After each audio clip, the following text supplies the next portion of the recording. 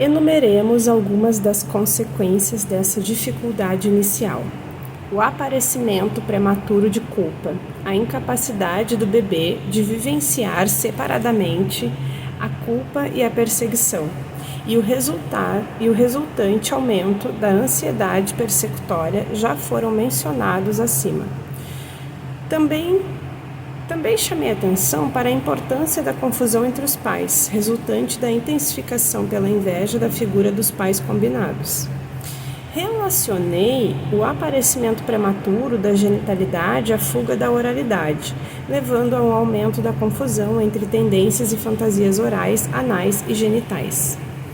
Outros fatores que contribuem, bem no começo, para a confusão e estados mentais de perplexidade são as identificações projetiva e introjetiva, porque elas podem, temporariamente, ter o efeito de obscurecer a distinção entre o self e os objetos, e entre mundo interno e mundo externo. Tal confusão interfere no reconhecimento da realidade psíquica, o qual contribui para a compreensão e para a percepção realista da realidade externa. A desconfiança e o medo de internalizar o alimento psíquico remontam à desconfiança daquilo que o seio invejado e estragado oferecera. Se, primordialmente, o alimento bom é confundido com o mal, posteriormente, a habilidade para pensar claramente e para desenvolver padrões de valores é prejudicada. Todas essas perturbações, que em minha concepção estão também ligadas à defesa contra a ansiedade e a culpa, e que são despertadas pelo ódio e pela inveja, expressam-se em inibições do aprendizado e do desenvolvimento do intelecto. Não levo em conta aqui os outros vários fatores que contribuem para tais dificuldades. Os estados de confusão, que resumi brevemente, para os quais contribuem o intenso conflito entre tendências destrutivas, ódio, e integradoras, amor, são até certo ponto normais. É com a crescente integração e por meio da elaboração bem-sucedida da posição depressiva, o que inclui mais elucidação da realidade interna, que a percepção do mundo externo se torna mais realista. Espera aí que eu quero entender melhor. É com a crescente integração e por meio da elaboração bem-sucedida da posição depressiva, o que inclui mais elucidação da realidade interna, que a percepção do mundo externo se torna mais realista. Um resultado que está normalmente em curso na segunda metade do primeiro ano e início do segundo ano. E aí ela faz uma nota de rodapé para isso. Sugeri que, no segundo ano de vida, mecanismos obsessivos passam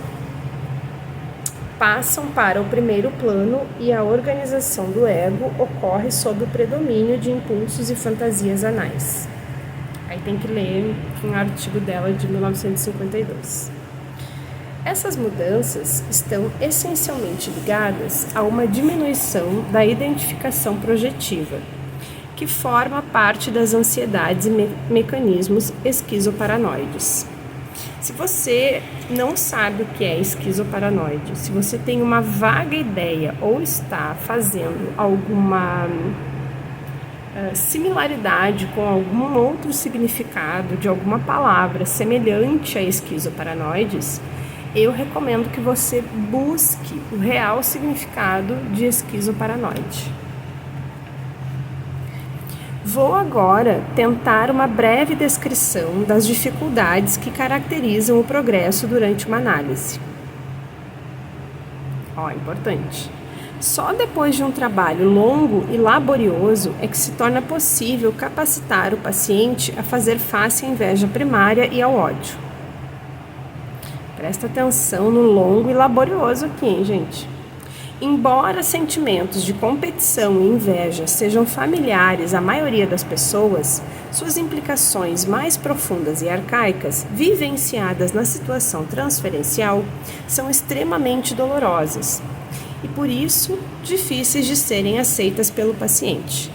A resistência que encontramos em pacientes de ambos os sexos ao analisar seus ciúmes e hostilidade edipianos, apesar de muito forte, não é tão intensa quanto aquela que encontramos ao analisar a inveja e o ódio ao seio.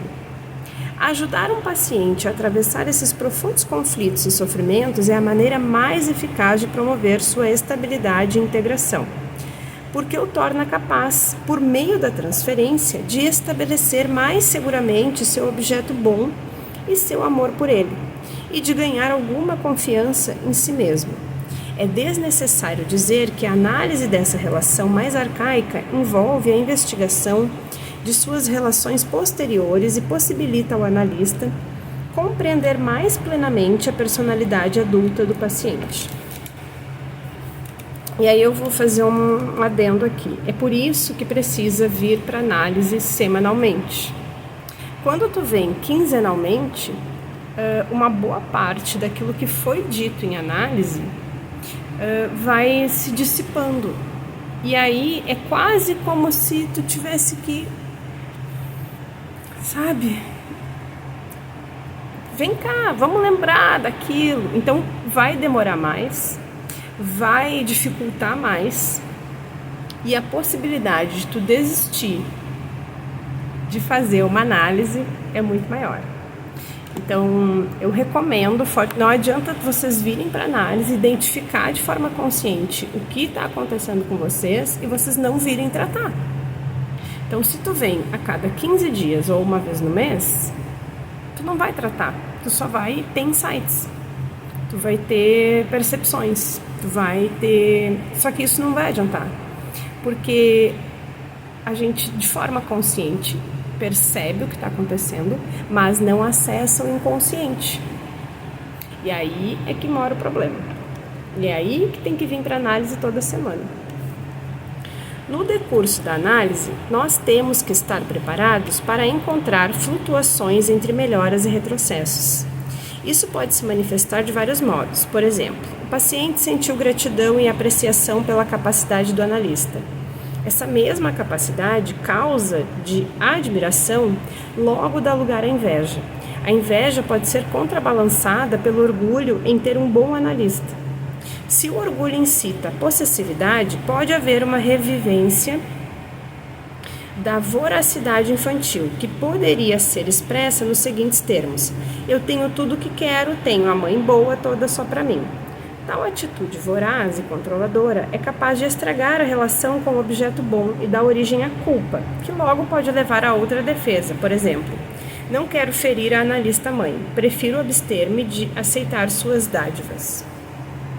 Nessa situação, a culpa arcaica em relação à rejeição do leite e do amor oferecidos pela mãe é revivida, porque a ajuda do analista não é aceita. O paciente também vivencia culpa porque está privando a si mesmo, a parte boa de seu self, de ajuda e melhora. E reprova-se por colocar uma carga grande demais no analista ao não cooperar suficientemente. Desse modo, sente que está explorando o analista. Tais atitudes alternam-se com a ansiedade persecutória de ser roubado de suas defesas e emoções, de seus pensamentos e de todos os seus ideais. Em estados de grande ansiedade, parece não existir na mente do paciente outra alternativa que a de ele esteja roubando ou sendo roubado. Como sugeri, as defesas continuam operantes, mesmo quando mais insights se faz presente.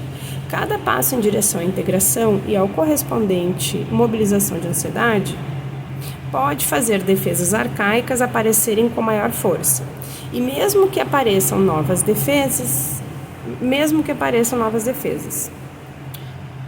gente, lê em silêncio, lê em voz alta é muito difícil para mim. Lê em voz alta, no caso, né? Nós também devemos prever que a inveja primária reaparecerá regularmente e, assim, somos defrontados com repetidas flutuações na situação emocional. Por exemplo, quando o paciente se sente desprezível e, portanto, inferior ao analista, a quem, naquele momento, atribui benevolência e paciência, logo reaparece a inveja ao analista. Sua própria infelicidade e a dor e o conflito que sofre são contrastados com o que ele sente ser a paz de espírito do analista, de fato, sua sanidade. E essa é uma causa particular de inveja. Por isso, gente, que o analista não é ninguém. Tu não sente raiva ou amor intenso pelo analista. Parece que é, né? Porque o analista é o objeto. A incapacidade do paciente de aceitar com gratidão uma interpretação que em algumas partes de sua mente ele reconhece como proveitosa é um dos aspectos da reação terapêutica negativa. Sob a mesma denominação, há muitas outras dificuldades, algumas das quais mencionarei agora. Sempre que um paciente faz progressos na integração, isto é, quando a parte invejosa da personalidade que odeia e é odiada aproxima-se mais das outras partes do self, devemos estar preparados para verificar ansiedades intensas que podem vir para o primeiro plano e aumentar a desconfiança que ele tem de seus impulsos amorosos. O abafamento do amor, que descrevi como defesa maníaca durante a posição depressiva, tem suas raízes no perigo que advém da ameaça dos impulsos destrutivos e da ansiedade persecutória. Num adulto, depender de uma pessoa amada revive o desamparo do bebê e é sentido como humilhante. Mas há mais do que desamparo infantil nessa questão. Antes de ler isso, eu quero dizer uma coisa para vocês. Cuidado ao acharem que dizer que algo é infantilizado ou tem uma característica infantil é um desaforo, um jeito pejorativo, alguma coisa de diminuição ou um insulto. Muito cuidado. Então, continuando. A criança pode ser excessivamente dependente de sua mãe, se a ansiedade de que seus impulsos destrutivos transformem a mãe num objeto danificado ou persecutório for grande demais. E essa dependência excessiva pode ser revivida na situação transferencial.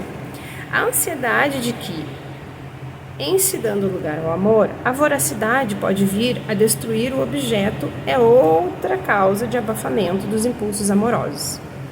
Há também o medo de que o amor conduza à responsabilidade excessiva e que o objeto faça exigências demais.